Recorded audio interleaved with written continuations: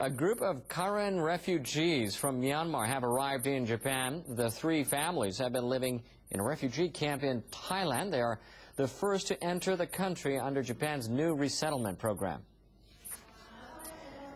The 18 arrived at Narita Airport on Tuesday morning. They had fled persecution by the Myanmar military government and were living in refugee camps in northwestern Thailand.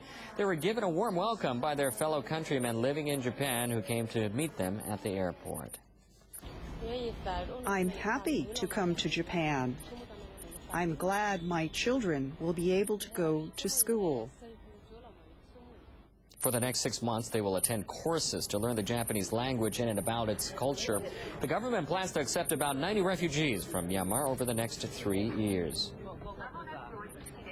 It has been a long journey for the refugees. After years of fighting for independence, they eventually fled Myanmar to escape persecution by the military regime. Many of them evacuated to refugee camps along the Thai border.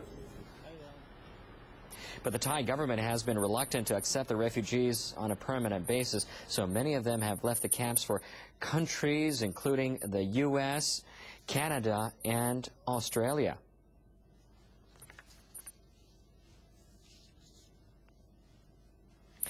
And now Japan has become the first Asian country to admit the refugees.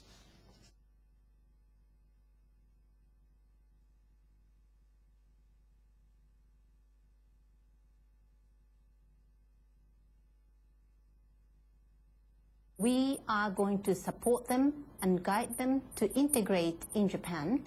We will give them the Japanese lessons and other informations which is necessary to live in Japan.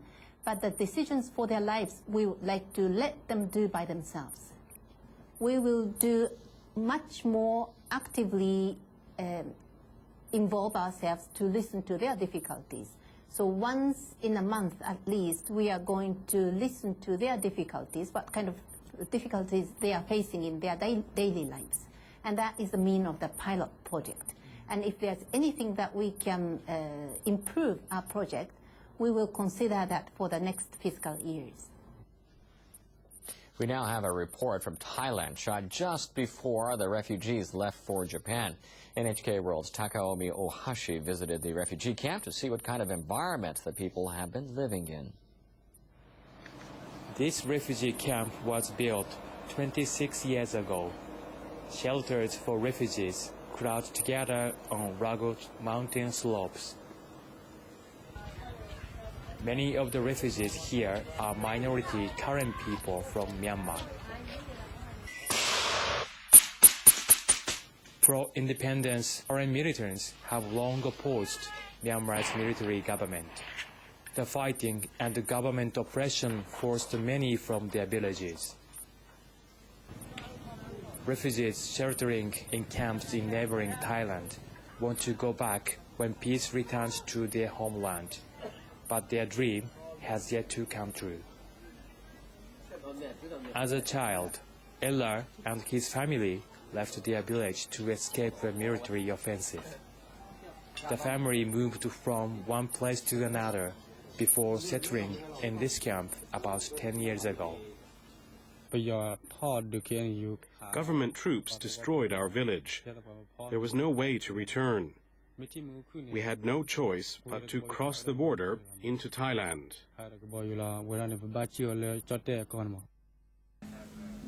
He married a woman he met here.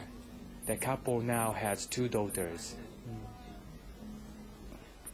Rationed food doesn't fill their stomachs. They go into the mountains in search of food to survive.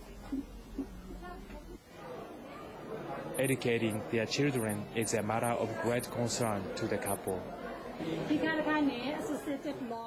NGO-run school at the camp don't provide higher education. All along, Ella has been seeking to escape their hopeless life in the camp. I don't want to live in this camp anymore. I must get out of here. In February, Japanese government officials came to visit the refugee camp. Ella made a desperate plea telling them how keenly he wanted to move to Japan for his children's future. His wish has come true. At long last, I'm overjoyed more than anything else.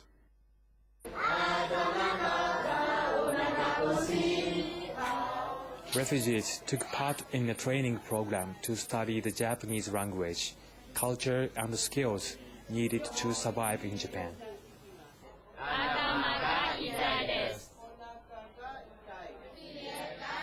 They mainly studied essential expressions like ones used when communicating with hospital staff.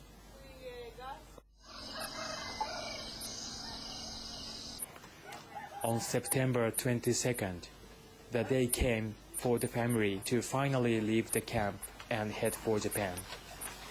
Ella had mixed emotions. He was happy to be free, but at the same time uneasy about going all the way to Japan to start a new life. I'm jubilant and sad at the same time, leaving the refugee camp. Once in Japan, I'll do my best to abide by Japanese rules and become a good citizen. Many friends who shared their hardship were on hand to see the family off. Refugees left the camp with feeling of hope and anxiety. Takaomi Ohashi, NHK World.